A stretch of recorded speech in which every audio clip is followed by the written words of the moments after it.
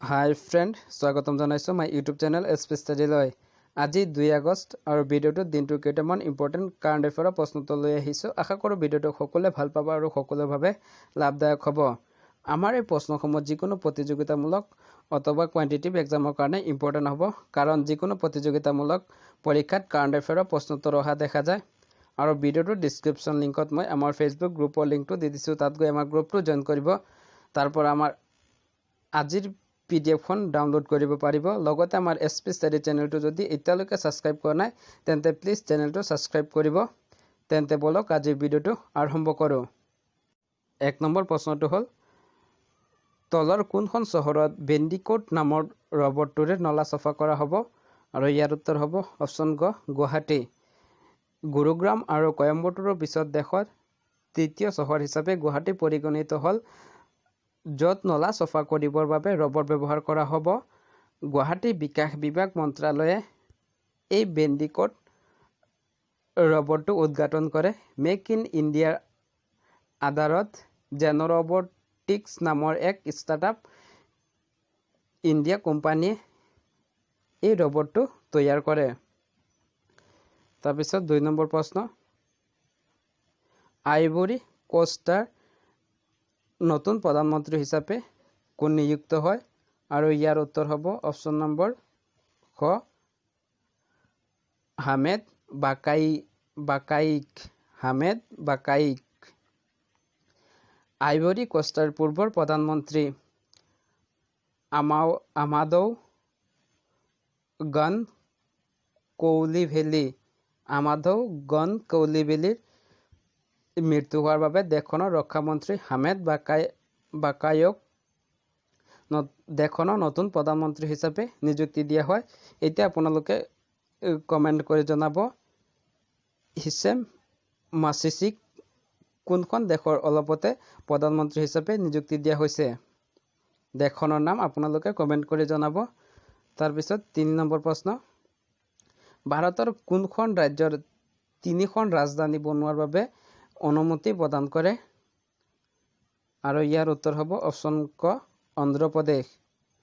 অন্ধ্ৰপ্ৰদেশৰ কাৰ্যপালিকা বিশাখাপট্টনম, বিধানসভা অমৰাৱতী আৰু হাইকোৰ্টৰ কাম কুৰ্নুলৰ পৰা হোৱাৰ অনুমতি ৰাজ্যখনৰ ৰাজ্যপালে অনুমতি প্ৰদান কৰে। আৰু অন্ধ্ৰপ্ৰদেশৰ ৰাজ্যপাল হ'ল বিশ্বভূষণ হৰিচন্দ্ৰন আৰু তেখেতে এই অনুমতি প্ৰদান কৰে। এনেদৰে কৰা অন্ধ্ৰপ্ৰদেশ হ'ব ভাৰতৰ প্ৰথমখন ৰাজ্য। 4 নম্বৰ প্ৰশ্ন, 2020 বৰ্ষৰ নটসূৰ্য ফণী শৰ্মা বঁটা কাক প্ৰদান কৰা হয়? 2020 বৰ্ষৰ নটসূৰ্য ফণী শৰ্মা বঁটা মুখ্যমন্ত্ৰী সৰ্বানন্দ সোণোৱালে তেজপুৰৰ বাণ থিয়েটাৰত ঐশ্বৰ্য কাকতি আৰু ভৱেশ বৰুৱাক প্ৰদান কৰে। আৰু সেয়েহে ইয়াৰ উত্তৰ হ'ব অপশ্যন ক আৰু খ দুয়োটা। আৰু এই বঁটাত আছে এটা শৰাই, এটা প্ৰশস্তি পত্ৰ, লগতে মানপত্ৰ আৰু লগতে 2 লাখ টকা। প্ৰশ্ন, পদ্মশ্ৰী বঁটা লাভ কৰা সনম শ্বেৰিং-লেপছৰ মৃত্যু হৈছে। তেখেত কিহৰ লগত জড়িত আছিল? আৰু ইয়াৰ উত্তৰ হ'ব সংগীতকাৰ। পদ্মশ্ৰী বঁটা লাভ কৰা সনম শ্বেৰিং-লেপছৰ মৃত্যু হৈছে আৰু তেখেত এগৰাকী ভাৰতীয় লোকসংগীতকাৰ আছিল। তেখেতক 2007 চনত ভাৰতীয় লোকসংগীতত দিয়া যোগদানৰ বাবে পদ্মশ্ৰী বঁটা প্ৰদান কৰা হৈছিল। আৰু সনম শ্বেৰিং-লেপছৰ জন্ম হৈছিল 1928 চনৰ পশ্চিমবংগত। 6 নম্বৰ প্ৰশ্ন, স্মাৰ্ট ইণ্ডিয়া হেকাথন 2020 কোনে সম্বোধন কৰে? আৰু ইয়াত সম্বোধন কৰিছিল নৰেন্দ্ৰ মোদী। 3 আগষ্টত শেষ হ'ব লগা স্মাৰ্ট ইণ্ডিয়া হেকাথন 2020 প্ৰধানমন্ত্ৰী নৰেন্দ্ৰ মোদীয়ে সম্বোধিত কৰে। শিক্ষা মন্ত্ৰালয়ে স্মাৰ্ট ইণ্ডিয়া হেকাথনৰ আয়োজন কৰিছে। আৰু এইবাৰৰ এই আয়োজন আছিল 4ৰ্থ সংখ্যক আয়োজন। তাৰপিছত 7 নম্বৰ প্ৰশ্ন, বিশ্বৰ সৰ্ববৃহৎ নিউক্লিয়াৰ ফিউজন ক'ত মুকলি কৰা হয় আৰু ইয়াৰ উত্তৰ হ'ব অপশ্যন গ ফ্ৰান্স। ফ্ৰান্সত বিশ্বৰ সৰ্ববৃহৎ নিউক্লিয়াৰ ফিউজনটো ফ্ৰান্সৰ ৰাষ্ট্ৰপতি ইমানুৱেল মেক্ৰনে শুভাৰম্ভ কৰে, য'ত উপস্থিত থাকে ITER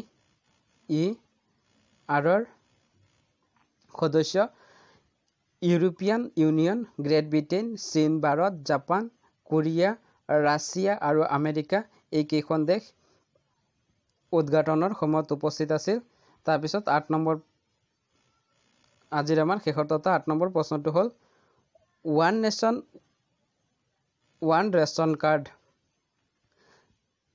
ব্যৱস্থা বৰ্তমান দেশৰ কিমানখন ৰাজ্য বা কেন্দ্ৰশাসিত অঞ্চলত প্ৰযোজ্য হয় আৰু ইয়াৰ উত্তৰ হ'ব 24 অপশ্যন খ।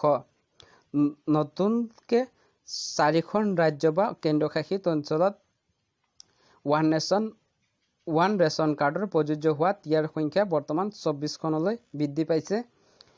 4খনৰ ভিতৰত 3খন ৰাজ্য হ'ল মণিপুৰ, নাগালেণ্ড আৰু উত্তৰাখণ্ড আৰু এখন কেন্দ্ৰশাসিত অঞ্চল হ'ল Jammu and Kashmir.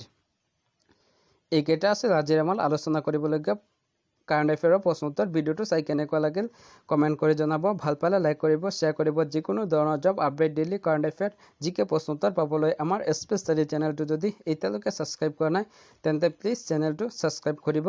Thanks for ৱাচিং।